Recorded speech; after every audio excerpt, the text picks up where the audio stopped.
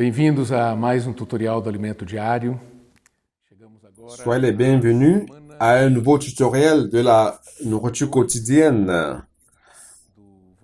Nous sommes à la deuxième semaine du volume Les promesses de Dieu. Le titre du message 2, c'est le ministère de la réconciliation. L'auteur de ce message, c'est notre frère André Dong. Ce message est très riche et je voudrais commencer par vous encourager. Au-delà de regarder le tutoriel, il serait intéressant d'écouter le message complet aussi, car le tutoriel, c'est un résumé pour aider les frères qui partagent la parole dans les églises. Et nous devons lire tous les versets qui sont proposés tout au long de la semaine. Je peux anticiper en vous disant que les versets sont très riches et soutiennent beaucoup cette parole sur le ministère de la réconciliation. Au-delà de ça, il y a une lecture d'appui qu'on suggérait, c'est la lecture sur la vision du tabernacle, qui est un classique de notre frère Dong Yolan, où il dissèque la vision du tabernacle, tous les éléments, et il montre d'une manière minutieuse et détaillée. Ça vaut la peine. Si vous avez ce livre, lisez-le. Si vous l'avez déjà lu, lisez de nouveau. Et si vous n'avez pas, vous pouvez l'acquérir à travers le représentant de l'éditeur dans votre ville ou dans votre région. Pourquoi j'ai dit que ce livre a été suggéré comme appui? C'est que la base du ministère de la réconciliation mentionnée ici par l'apôtre Paul dans 2 Corinthiens chapitre 5, c'est que exactement ça. Il pensait au tabernacle lorsqu'il a traité ce sujet. Parce que déjà au début du chapitre 5, il dit ceci. Il parle déjà du tabernacle.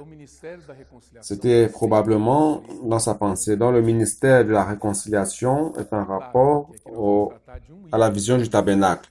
Il est clair que nous allons traiter seulement d'un élément, mais cette vision est très complète. Car si vous voyez bien, ça traite de l'économie de Dieu, tout le plan de Dieu,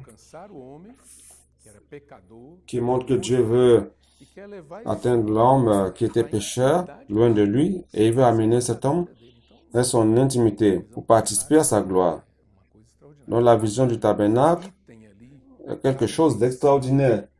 Chaque élément, chaque ustensile, chaque chose dans le tabernacle a un sens spirituel pour nous et nous vous encourageons à voir cela. Alors, dans quelle ambiance ce message a été traité? On a écouté les messages, le frère Miguel Ma a traité le chapitre 2, montre que nous sommes devenus captifs de Christ. Le chapitre 5, nous avons déjà traversé cette expérience. Nous vivions pour nous-mêmes et Christ nous a conquis un jour et par amour, nous nous sommes remis à lui. Il est le général victorieux. Et aujourd'hui, nous proclamons sa victoire à toutes les personnes à travers l'Évangile.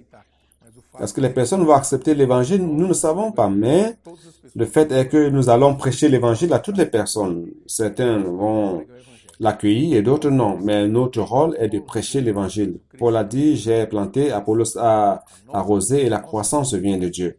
Donc notre fonction, notre responsabilité, c'est de prêcher l'Évangile. Donc, en fait, dans ce contexte, verset 17 du verset 5 de 2 Corinthiens, nous pourrons entrer dans ce contenu, dans ce thème du ministère de la réconciliation. Verset 17 dit ceci. Si quelqu'un est en Christ, il est une nouvelle créature. Les choses anciennes sont passées. Voici, toutes choses sont devenues nouvelles. Ça, c'est l'ambiance. dans laquelle nous sommes mis comme nouvelle créature, ce sont une nouvelle nouveauté de vie et d'esprit, et nous pouvons donc entrer dans ce sujet du ministère de la réconciliation. Donc, j'ai séparé cette semaine en 4 parties. La première, c'est pour parler de l'ambiance que le Seigneur nous a donnée, que l'apôtre Paul a préparé, et que les frères qui ont préparé la parole avant ont aussi dressé afin que nous puissions entrer dans ce sujet. C'est le premier point. Une ambiance de nouveauté, de nouvelle création, de fraîcheur. Les choses anciennes sont passées. Le deuxième élément, c'est la vision du tabernacle. Nous allons parler du ministère de la réconciliation à partir de la vision du tabernacle. Et nous allons passer un peu plus de temps en traitant cela. Et après, nous allons voir comment exercer le ministère de la réconciliation dans la pratique, comment aider les personnes à entrer pour servir Dieu dans l'Église, représentée par le tabernacle à l'époque. Comment aider les gens à faire cela? Et pour terminer au verset 21, qui dit que celui qui n'a point connu le péché, il a fait devenir péché pour nous, afin que nous devenions en lui justice de Dieu. Nous allons traiter un tout petit peu de justice. J'espère que je vais pouvoir vous passer la première partie et vous allez voir après tous les détails. Nous allons entrer dans la deuxième partie qui est la vision du tabernacle, la réconciliation. Le ministère de la réconciliation à partir de la vision du tabernacle. Au verset 18 dit ceci: et tout cela vient de Dieu qui nous a réconciliés avec lui-même par Christ et qui nous a donné le ministère de la réconciliation. Vous et moi, nous n'étions rien.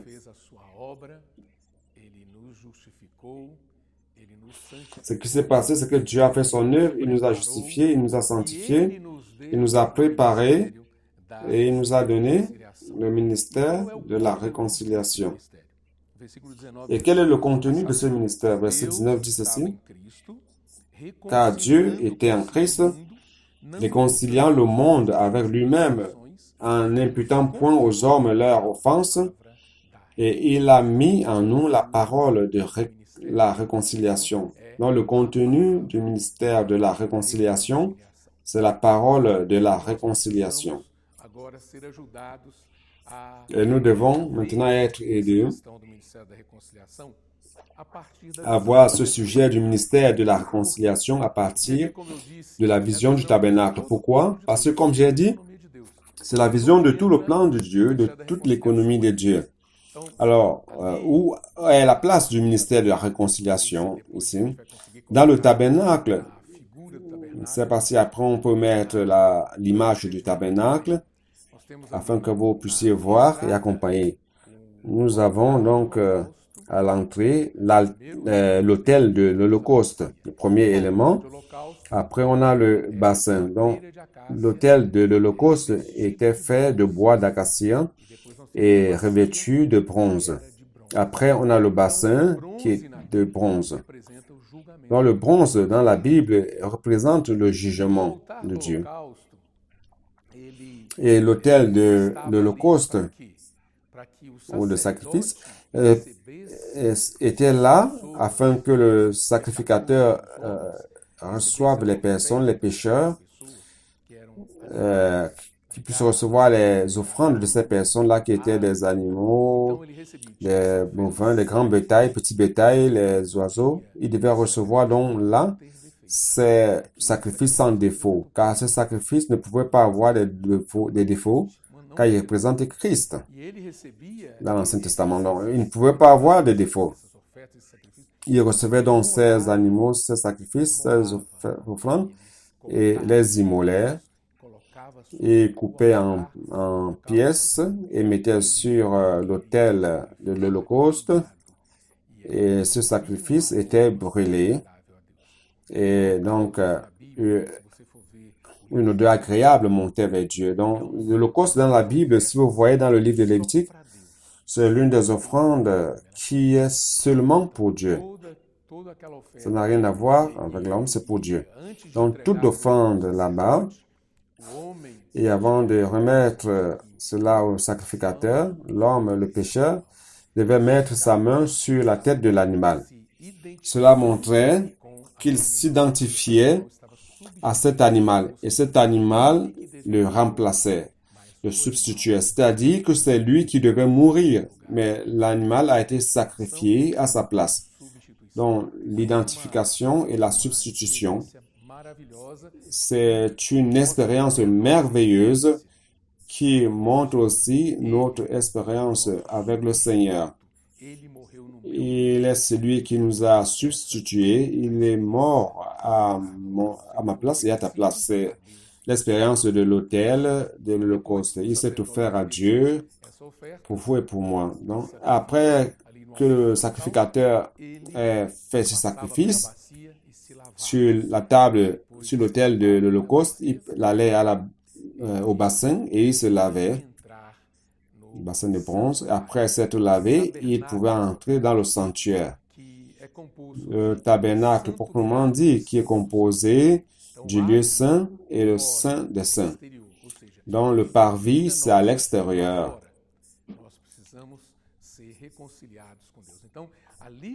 On vivait là dehors et il fallait donc se réconcilier avec Dieu. En entrant dans le tabernacle, il y a le lieu saint. Il y avait 4 colonnes.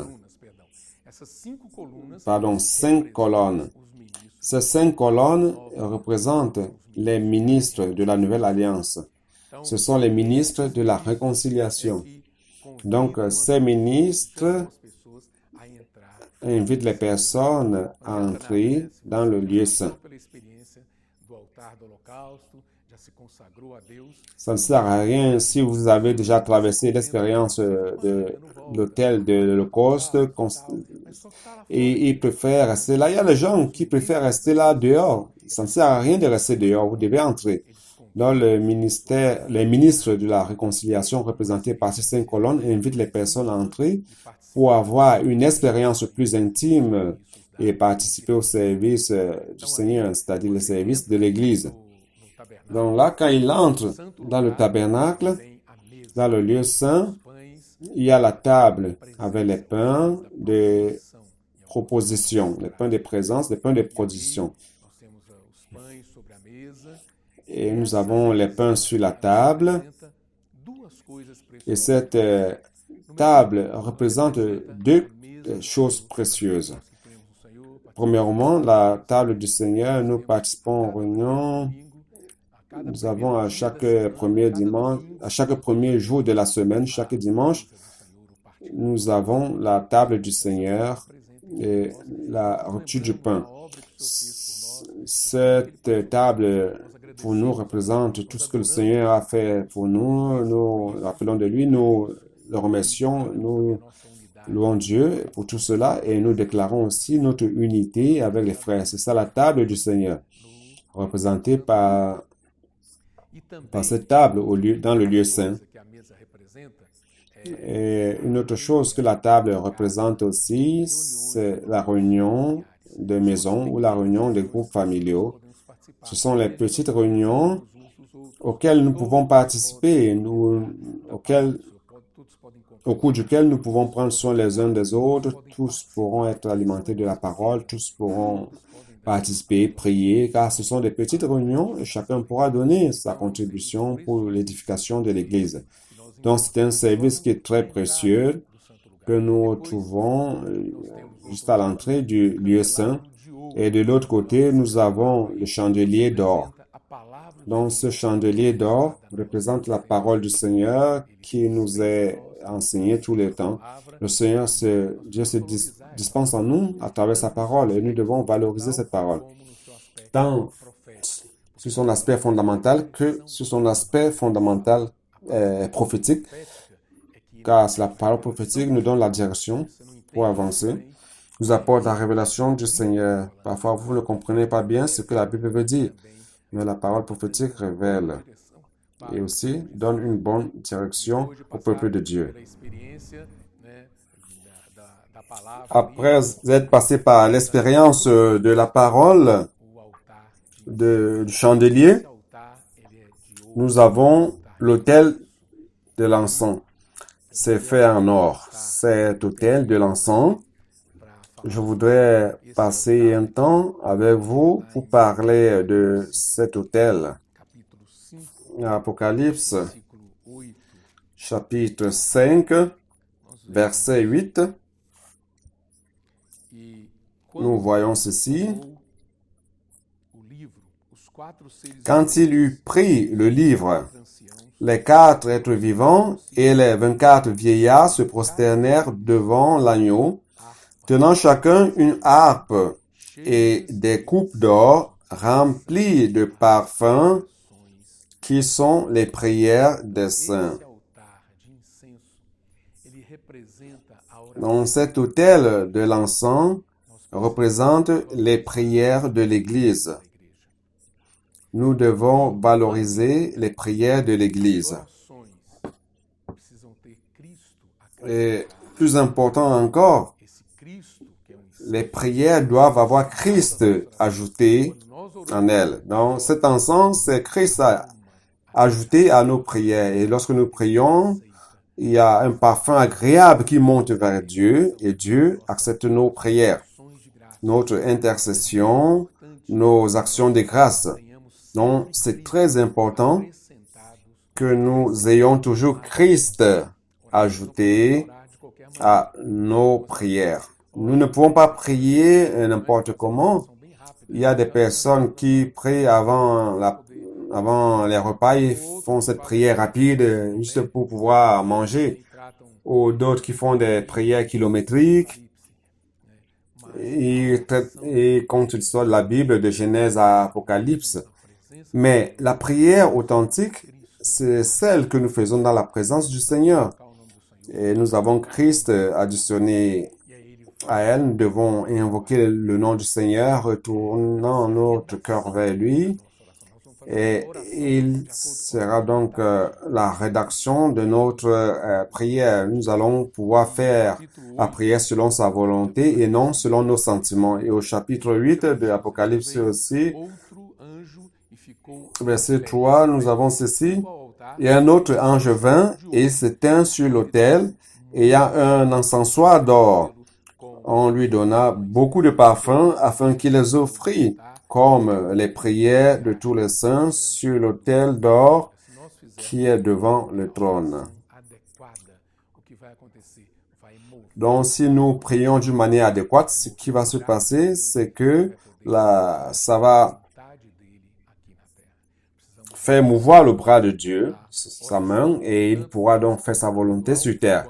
Donc, nous devons accorder beaucoup de valeur à la prière, tant sur l'aspect individuel que sur l'aspect collectif.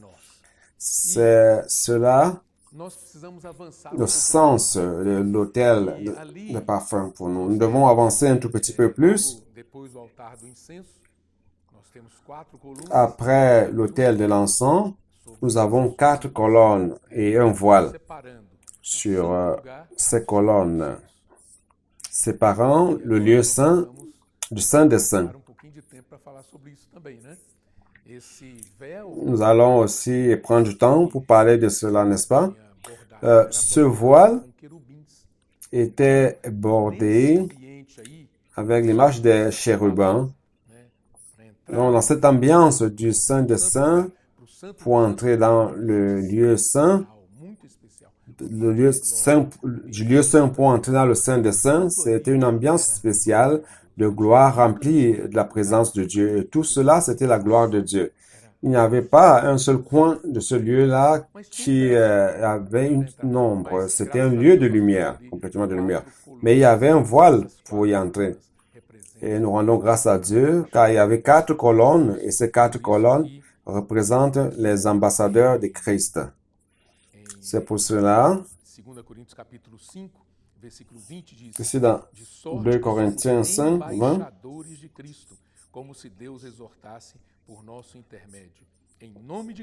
il dit ceci: nous faisons donc les fonctions d'ambassadeurs pour Christ, comme si Dieu exhortait par nous, nous vous en supplions au nom de Christ, soyez réconciliés avec Dieu. Donc, nous sommes entrés, nous avons été réconciliés avec Dieu lorsque nous sommes entrés dans le lieu saint. Maintenant, ici, comme ambassadeurs de Christ, on nous exhorte à pouvoir entrer dans le Saint des Saints. Pourquoi Paul dit, nous exhortons, il pouvait utiliser son autorité apostolique en disant, entrez. Mais il savait que la condition de l'homme était précaire et que le plus souvent, l'homme n'obéit pas à l'autorité de Dieu. C'est pour cela qu'il exhorte, s'il vous plaît, entrez dans le Saint des Saints. Je vous demande d'entrer. Ça, c'est la fonction d'un ambassadeur. L'ambassadeur encourage à entrer. Donc, l'ambassadeur est plus qu'un ministre. Si vous voyez l'administration d'un pays, le gouvernement d'un pays, il y a le président, il y a ses ministres. Chaque ministre s'occupe d'une fonction, d'une responsabilité, d'un aspect du gouvernement. Mais l'ambassadeur, qui est désigné par le président pour aller dans un autre pays, pour représenter son pays dans une autre nation, dans un autre lieu, l'ambassadeur est donc un représentant du pays. Il représente l'économie du pays, l'administration du pays. Le plan du pays est représenté par l'ambassadeur. Donc, nous sommes les ambassadeurs de Christ. Cela est très profond. Je pense que nous devons beaucoup louer le Seigneur, car ceci est très grand. Vous et moi, nous pouvons être des ambassadeurs de Christ et supplier des personnes à pouvoir entrer dans le Saint des Saints, les exhorter à pouvoir entrer et avoir plus d'intimité avec Dieu. Parlant encore de l'autel de l'encens, je vais retourner ici et prendre le livre d'Hébreux chapitre 9, versets de 1 à 4. Ici, il est dit, c'est plusieurs versets, et nous ne pouvons pas tout lire avec vous, alors je sélectionne ici des textes bibliques. Et j'espère que vous allez pouvoir ruminer cela avec calme. Donc, chapitre 9 d'Hébreux, versets 1 à 4. Ici, nous avons la description du tabernacle.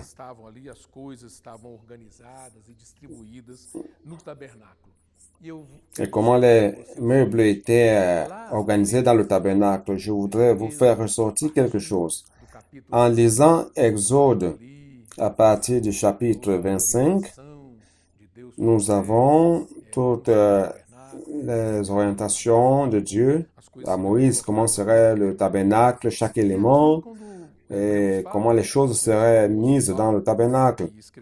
Et lorsque Hébreu dit, nous croyons que c'est l'apôtre Paul qui a écrit ce livre.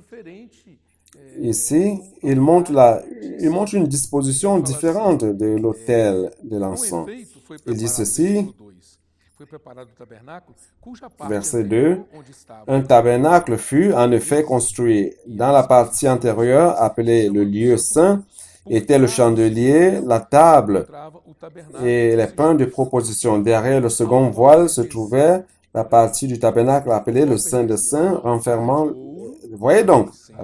l'autel d'or pour les parfums et l'arche de l'alliance entièrement couverte d'or. Et il y avait dans l'arche un vase d'or contenant la manne, la verge d'Aaron qui avait fleuri et les tables de l'alliance. C'est pas intéressant? Ici, il dit que l'autel, l'encens est dans le Saint des Saints. Pourquoi? Maintenant, nous allons comprendre. Nous devons aller dans Matthieu 27 pour comprendre cela. Où est-ce que Paul ou l'écrivain, l'auteur d'Hébreux, a pris cela? Au verset 51 de Matthieu 27. Et voici le voile du temple se déchira en deux, depuis le haut jusqu'en bas.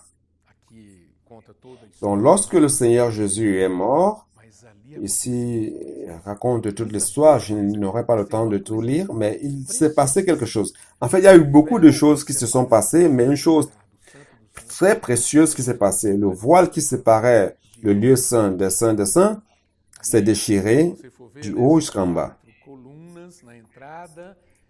Si vous voyez, il y a 4 colonnes à l'entrée.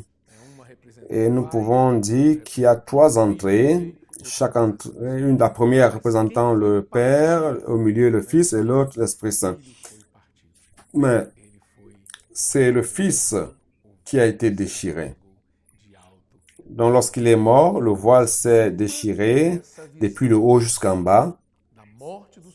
Donc, se basant sur cette vision, la mort du Seigneur qui a déchiré le voile, et nous pouvons dire qu'il n'y a plus de séparation entre le lieu saint et le Saint des Saints.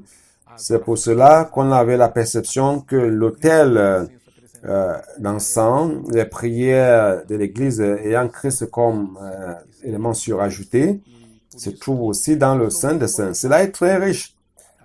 C'est pour cela que nous sommes encouragés. Le livre d'Hébreux, nous avons lu le chapitre 9, le chapitre 10, nous sommes encouragés à entrer sans crainte dans ce lieu. Pourquoi? Parce que Jésus nous a préparé un chemin, il nous a ouvert le chemin. Vous savez comment il a fait? Il a payé un prix très élevé pour ouvrir ce chemin. Je voudrais attirer votre attention sur cela. L'auteur nous a beaucoup aidé. J'ai été beaucoup touché par cette parole lorsque je lisais, relisais et écoutant ce message. Cette nourriture quotidienne de cette semaine est très profonde. Les souffrances par lesquelles le Seigneur est passé sont très grandes. Lorsqu'on parle de la souffrance de Jésus, il y a même un film qu'il prépare, ils élaborent et tout, et l'emphase dans ce film, ce théâtre, ces événements, ces mises en scène, cette souffrance externe, la couronne d'épines avec le sang qui jaillit, les clous sur la main, les pieds. On voit comment il est battu, maltraité, injurié. Mais la grande souffrance du Seigneur Jésus, c'est lorsqu'il était sur la croix et qu'il était en train d'être jugé par le Père. Il y a une période où il a été jugé par les hommes, mais après il a été jugé par le Père. Et lorsqu'il fut jugé par le Père, il a dit, mon Dieu, pourquoi m'as-tu abandonné? Eli, Eli, lama sabachthani. Donc ceci, frères bien-aimés, frères et sœurs, c'est la plus grande souffrance du Seigneur. Nous sommes dans une période de pandémie, d'isolement social, distanciation. On a des personnes bien-aimées dont on ne veut pas perdre la présence. Mais malheureusement, nous sommes privés de leur présence. C'est une grande souffrance, n'est-ce pas, pour nous? Parfois, ce sont les parents loin des fils, des grands-parents loin des petits-fils, et nous sentons cela, nous souffrons avec cela. Donc, imaginez le Seigneur Jésus qui vivait avec le Père dans l'éternité. Le livre d'Hébreux, chapitre 8, nous voyons cela clairement. Il a participé à tout ce que Dieu a fait, à la production de cet univers, comme un architecte, avec le Père. Et il vivait dans une ambiance de joie, de bien-être, d'harmonie. Oh Seigneur Jésus, il a perdu tout cela par amour pour nous. Il a tout abandonné cela. Il a été méprisé. Pourquoi? Parce que tous mes péchés, tous tes péchés, les péchés de toute l'humanité ont été mis sur lui, sur la croix. Donc, pour cela, il devait être abandonné par le Père, afin que nous soyons acceptés. Cela est très profond. Je ne sais pas combien cela touche ton cœur, mais j'ai été tellement touché par cette parole que le Seigneur nous donne le poids. Aujourd'hui, nous jetons tellement de paroles à la relation des personnes. Nous traitons les personnes de n'importe quelle manière. Nous parlons sans crainte, sans tremblement. On parle sans poids. Nous envoyons des messages contre ceci, contre cela. Nous nous rébellons contre le gouvernement, contre l'économie, contre les personnes, contre A, contre B. Nous faisons tout ce que nous voulons, frères, bien-aimés. Le Seigneur s'est abandonné lui-même pour nous. Il est temps maintenant que nous aussi, nous abandonnons pour lui et à cause de son œuvre, pour pouvoir compléter l'œuvre qu'il a commencé à faire, que nous pouvons terminer cette œuvre-là. Nous devons ouvrir notre cœur pour cela. Je dois avancer. Et aujourd'hui, 1 Corinthiens 15, 45 dit que aujourd'hui, le Seigneur est l'Esprit et il est à l'intérieur de nous. Je dois le toucher dans mon esprit. Dans ce lieu saint de saint, c'est dans mon esprit. Et comment je peux accéder à ce lieu? C'est en invoquant le nom du Seigneur. Donc, je dois invoquer le nom du Seigneur et je vais vivre dans la présence du Seigneur. Ici, nous avons aussi dans le Nouveau Testament que le Seigneur a fait son œuvre, l'œuvre d'ôter le péché du monde. Dans l'Ancien Testament, les offrandes qui étaient faites, ce sacrifice qui était fait, avait comme objectif de couvrir tout simplement les péchés. Mais dans le Nouveau Testament, le sacrifice que Christ a fait pour vous et moi, il a ôté les péchés, vos péchés, les miens. Et nous rendons grâce à Dieu.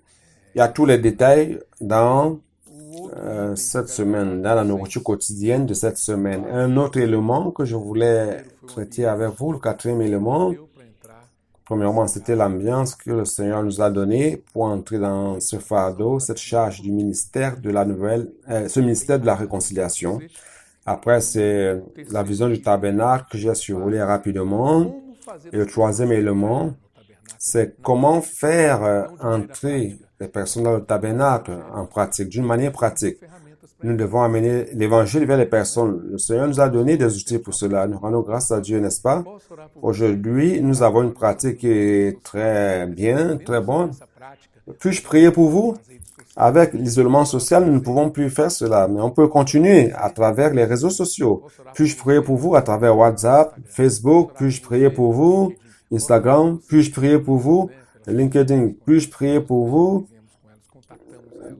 Avec les personnes qui sont autour de nous, avec qui nous sommes en contact dans notre quotidien, c'est une bonne pratique. Et avec cela, nous pouvons apporter des livres spirituels. Et c'est le travail que nous appelons le colportage. Dans le colportage, au-delà de la prière qu'il fait pour les personnes, il leur apporte aussi la parole afin qu'ils aient quelque chose pour se constituer de la parole. C'est un travail. Il est clair que lorsque cette parole a été enseignée, nous n'étions pas dans l'isolement, on était libres pour faire ce travail physiquement. Mais maintenant, nous devons nous réadapter pour continuer à prendre soin des personnes, à les alimenter. À ce type de travail, c'est le type que le ministre de la Réconciliation doit faire pour introduire les personnes dans la présence du Seigneur. Nous devons valoriser chaque élément.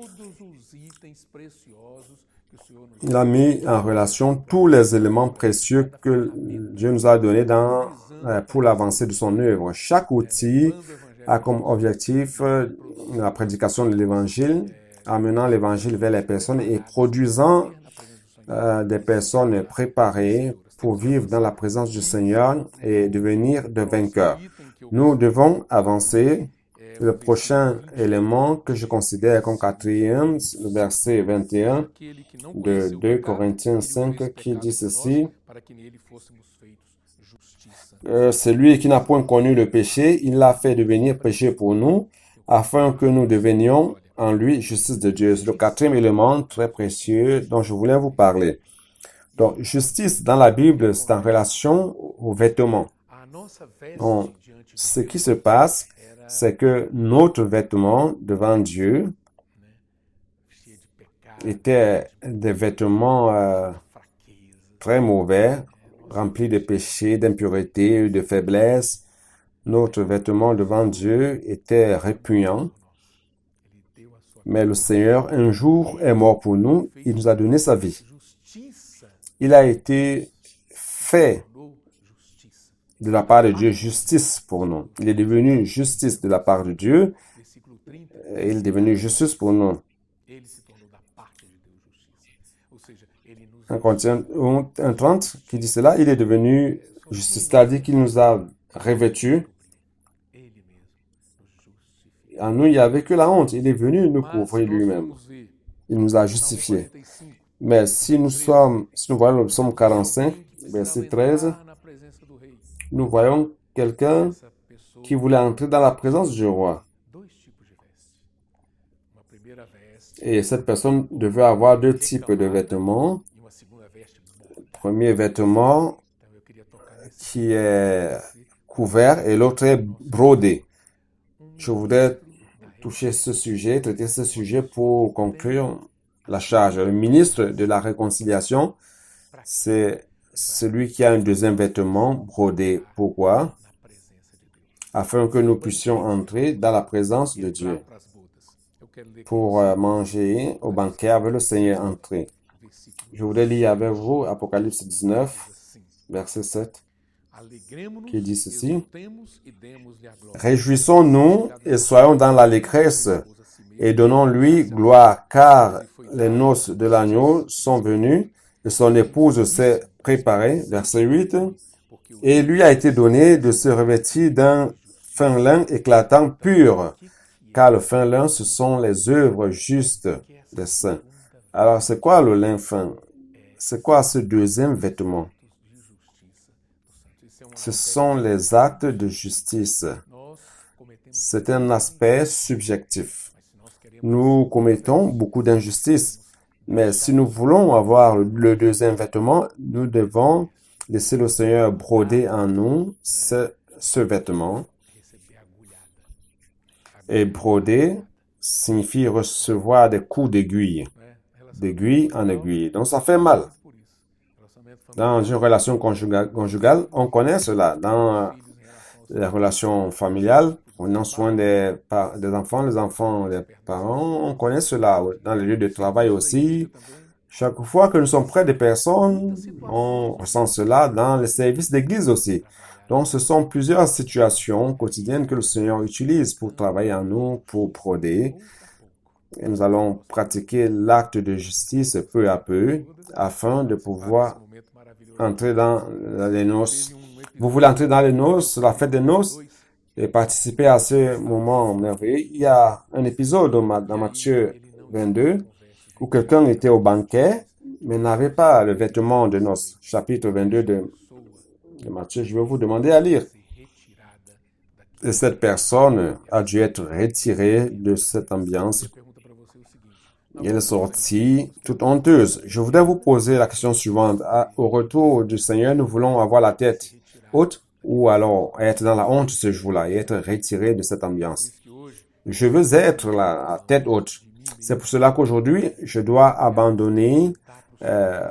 m'abandonner moi-même, me présenter au Seigneur sans mes justifications, sans mes choses. Le Seigneur doit voir qui je suis réellement pour avoir la liberté de travailler en moi. Notre propre justice ne permet pas à ce que Dieu travaille en nous, car nous essayons de cacher les choses. Mais lorsque vous vous présentez à Dieu, étant dévêtu de votre propre justice, c'est en ce moment que Dieu va pouvoir travailler en vous et va aider à produire ce deuxième vêtement. Que Dieu vous bénisse. Profitez. Si vous ne vous êtes pas encore enregistré sur le canal de l'Institut, faites-le, inscrivez-vous et cliquez sur le j'aime, sur le like. Il y a beaucoup de choses dont je n'ai pas parlé ici, mais l'Institut vous apporte beaucoup de richesses au-delà des tutoriels. Nous avons aussi la transmission des messages tous les week-ends, samedi et dimanche. Nous avons une série d'enseignements pour les jeunes, pour les mariés, pour les leaders, des études bibliques. Donc, enseignez-vous. Vous pouvez prendre ce matériel et aussi l'envoyer vers d'autres personnes au lieu de discuter des politiques économiques qui vont vous amener nulle part. Divulguez la parole de Dieu. inscrivez-vous sur le canal de l'Institut. Institut Vida para Todos. Cliquez sur le like. Si vous n'avez pas aimé, c'est pas grave. Mais mettez aussi votre commentaire. En plus, les personnes s'inscrivent, plus les personnes commentent, plus la plateforme sera divulguée vers d'autres personnes et l'évangile sera ainsi disséminé et beaucoup de personnes auront accès à cette parole que nous avons. Cette parole ne peut pas juste s'arrêter parmi nous. Ça doit s'éparpiller. Merci pour l'Institut Vie pour tous et pour l'éditeur Arbre David qui a produit des livres et nous traitons chaque semaine. Et beaucoup d'autres livres, des matériaux précieux. Jésus est le Seigneur. Je vous embrasse. Amen.